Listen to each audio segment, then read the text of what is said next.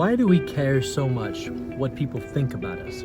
You've all heard the cliches that people don't actually think about you. Other people are thinking about themselves, and they're wondering what you are thinking about them. And the other cliche but truism, which is that no two people on this planet have the same view of you. Everyone has a unique perspective of who you are in their head, and nobody sees you the way that you see yourself, the way that you know yourself, for sure. And so, if everyone is self-consumed, and the criticisms and the judgments that we put on other people tend to come from within our own insecurities and our own projections and our own mess that we have with ourselves and our self-esteem, and then we put those things on other people in terms of criticisms or judgments or defending ourselves from what we think that they are doing to attack us.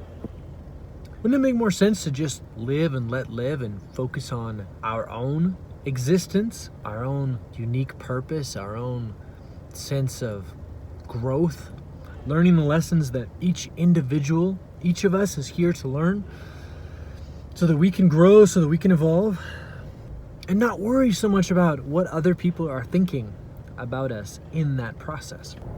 I've been thinking about this recently because you think about it more when things are going difficult or when things are going bad, when you have challenges. You think more about how people are perceiving you than you necessarily do when things are going amazing, when things are going well, when you're on top of the world.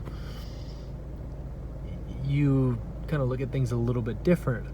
Then you hope that people are paying attention to you. You hope that people are perceiving you a certain way because you're kicking ass and taking names and you're winning. But when you're losing, it's more challenging to realize that people might be looking at me and judging my failures and observing that I'm not the person that I used to be, the person that they think I am, thought I was, the person that I should be. So then there comes from that shame and guilt and frustration and anger, all these lower frequencies that we bring to ourselves, because as we started with, other people probably aren't thinking about you at all. They're thinking about themselves. And so we bring an extra heaping dose of judgment on ourselves by projecting what we might think about someone else through them back onto ourselves when they're probably not even thinking about us. And it's challenging because, especially if you have had any positions of authority or leadership or influence or impact in your life, and then you lose that and you go through a period of time where you're just completely wasting, or it feels like you're wasting your life and your talent and just banging your head against a brick wall and not able to move forward, not able to advance, not able to grow, not able to accomplish the things that you really want to. Pues, la vida es más frustrante, ¿no?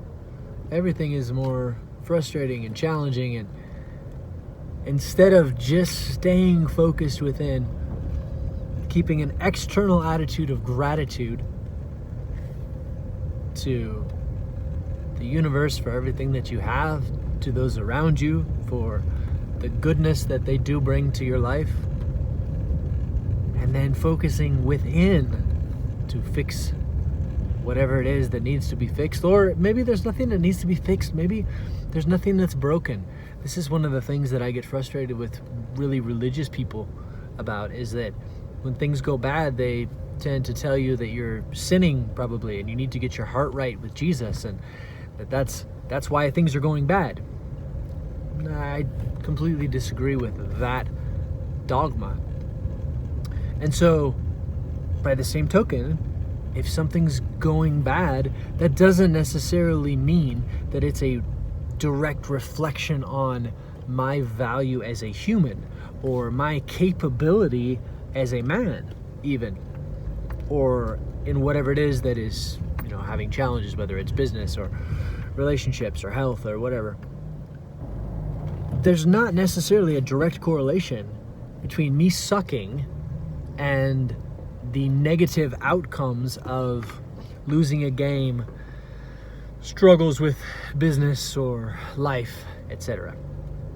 sometimes those things just happen. Many times, yes, it's a direct result of our bad decisions or our mistakes. But even that, it's ser versus estar. Ser is permanent in Spanish. It's to be, but it's a permanent characteristic, like I'm a man. Estar is temporary.